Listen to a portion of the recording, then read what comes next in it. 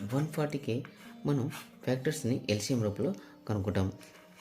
2 7 14, తర్వాత 0 అలానే దిగుతుంది అనమాట.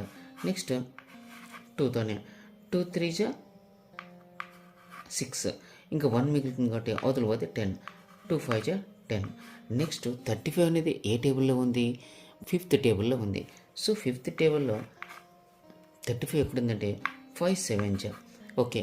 ఇంకా 7 ఓన్లీ 1తో మాత్రమే ఇంకా పోతుంది కాబట్టి 7 1 7. ఓకే ఫ్రెండ్స్, ఇక్కడ 140కి మనకి ఫ్యాక్టర్స్ వచ్చినట్టే. Therefore prime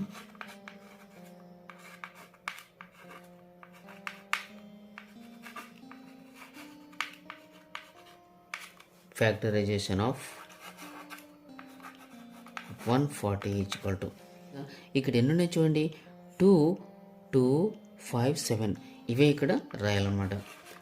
2 next 2 next 5 next 7.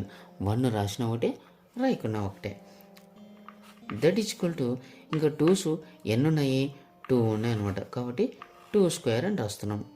2 రెండు అంటే 2s 2 ఉన్నాయి కదా, అందుకే.